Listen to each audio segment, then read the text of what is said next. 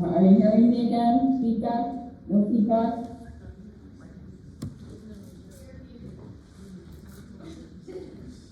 We're good. We can hear you and we can see you. Okay, thank you. Let me just share the screen here, okay? All right, so I'll be brief and quick, but again, sorry for all that technical difficulty. I'm trying to see if I can see you guys if you're holding your ears again. Looks like you're okay though. Anyway, my name is Irene Sobnell. I am the RNTTP director here at your local VHA. And I'd like this opportunity to welcome you, an opportunity to share in the mission to honor America's veterans by providing exceptional health care that improves their health and well-being. And I really like to start out by sharing our mission statement, because we really do, everything we do, every decision that's made here is about that mission statement. That's a phenomenal way or a place to work in an area where everybody's really clear what's the mission here, and it's honoring veterans. I'd like to congratulate you on your journey of a nursing school and then the long journey of being a nurse. I'd like to share with you that the VHA administration is the largest healthcare system in the United States, and you can see we're located there in Business 17, but there are VA healthcare clinics and hospitals spread all throughout the United States in order for us to be able to fulfill that mission that we just talked about, right? Caring for veterans. We know veterans come from every state and every walk of life, and they need care in all these different areas. So it really, truly is one of the largest healthcare systems in the U.S. And that's what you're joining when you join the VHA. We're going to drill that down though a little bit just to our small area of the universe, which is here in San Antonio and ILMurphy campus. We call it South Texas Veteran Healthcare System. You might think of it as ILMurphy, but we're far greater than that. We have a very large footprint here in the South Texas area. And drilling it down even further to our residency program, the VHA residency program is a 12-month program. We have a rolling mission, which means that I know some other programs out there have specific admission times that match up pretty well with your graduation dates, but ours is a rolling admission, and there are reasons for that, which we can talk about later, more in one-on-one.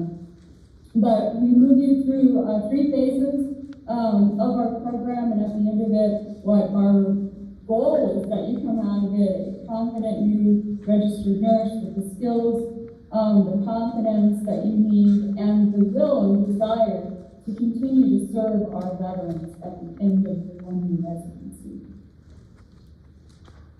So the learning environment looks very similar to probably what everyone else's learning environment looks like. We have a didactic portion. Of course, there's clinical experiences and submersion in different clinical areas.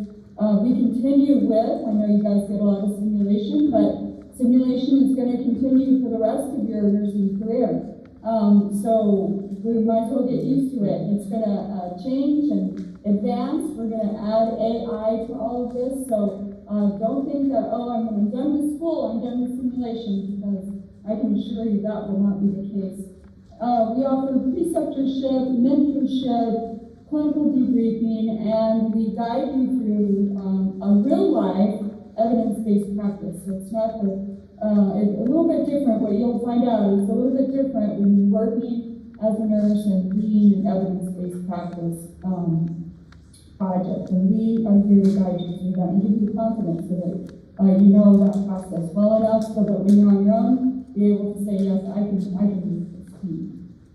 Some areas of practice here at RVA, we have new graduates in our outpatient areas, in our medical surgical areas, in some specialty areas. We have a few in telemetry and intensive care. Now again, we are much different than the other organizations that have talked to you, where they have different tracks. If they go to critical care track, OBGYN track, and this track, backtrack. Our facility doesn't quite work that way, so we'll talk a little bit about that in a second. But we do have nurses in all those areas. You can look this up on Google, maybe you already have. When you come to work for the VA, you enter into service to the federal government, and we have the Title 38 program for professionals, so it's not just nurses, but all medical professionals enter into this. And you can see this is what allows you to have that 5-week vacation, right, that starts accruing right away. You don't have to wait till you're here for 2 years, but you start accruing that right away. 13 sick days. Actually, we have 11 holidays now. And of course, we are competitive with our salary and our clinical allowance. Those are the things that you can find anywhere on the internet, but I'd like to talk about a few of the things that maybe aren't going to be as obvious to you as you think about your new job. And we'll just start with this idea of shared governance in nursing. We're a pathway designated organization. We're on our journey to designate the entire organization instead of just our inpatient areas. But what that really means, it boils down to you, is you have a voice in your practice, right? Real control over how do we practice nursing, what's the best way to do it, are we doing it the best way? We're also on the journey of high reliability. Maybe you've heard about this, maybe you haven't, but healthcare in general is everywhere on a journey of high reliability. We can no longer work in areas where patients come to hospital and there's terrible outcomes, and we have to change that. And we're going to change it by engaging our employees, right? We really care about your work environment, your work experiences. We really care about, you're at the very tip of the sword, so to speak. What is it, that experience of caring for that veteran, and what are the tools that you need? So highly engaged employees have a voice, and that's something you can't put a price tag on.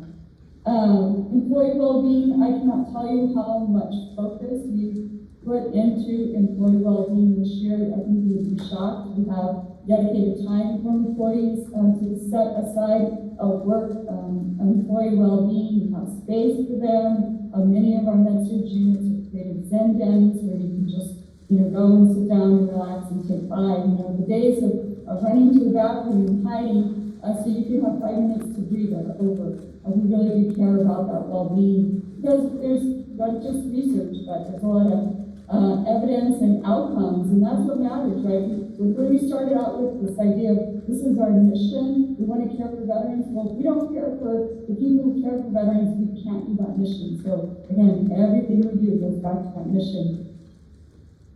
Work-life balance, the safety culture, being able to tell on yourself when you think you made a mistake, not being too afraid to tell when you think the doctor made a mistake, but being able to speak up and talk about that, right? And that's not just culture, right? Everybody's voice is important. Even if you're wrong, it's still important that you felt empowered enough to say, I don't think that's right.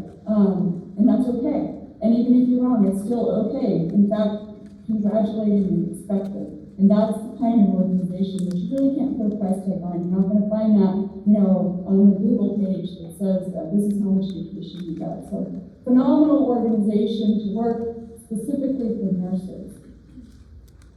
I know it's not a rumor, it's the truth. People around you, your friends, friends before you, people after you, maybe somebody that you know works at the VA, and everybody says, oh my gosh, it is very hard to get a job at the VA, right? It takes a really long time. And that's not a rumor. And it's so much not a rumor that the Secretary of the VA, who works directly for the President, also knows this and has come out and, he put in his top 10 goals when he took over as Secretary McDonald. And he said human infrastructure is number 1. Right? And that here at the VA, where all employees are engaged and supported and empowered. So they know that the hiring process is no problem, and I will assure you that every effort is being made to expedite this process across the nation.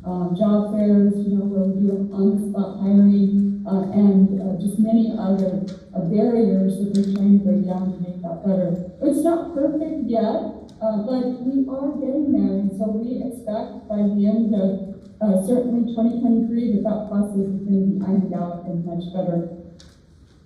And much more here, we're investing in your education, we're investing in your well-being, which we already talked about, and there are a lot of benefits through our employee assistance program to help you with childcare, elder care, depending on what those needs are. The biggest question on your mind, I know, is how do I get a job at the VA, right? There's no track, there's no hiring date. What do I do?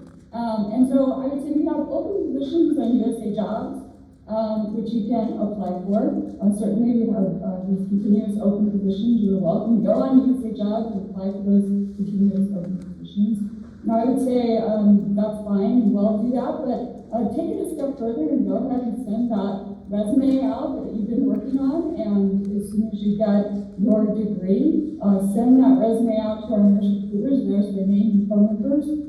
They will pass that resume out to different nurse managers who might be looking to hire a new graduate. And then finally, there I am too. You can send me your resume if you're interested in a position here. And we can even have a short conversation about that journey and what that looks like. So that kind of gives you an overview of our program and our mission statement and what we do here at the VA. And I just want to see if there's any questions.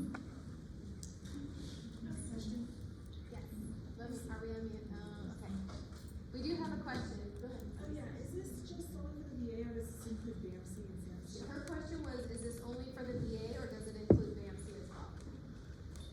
Yeah, so BAMC is DOD, Department of Defense, and we're Department of Veterans Affairs. So the answer to the question is this is only for the VA.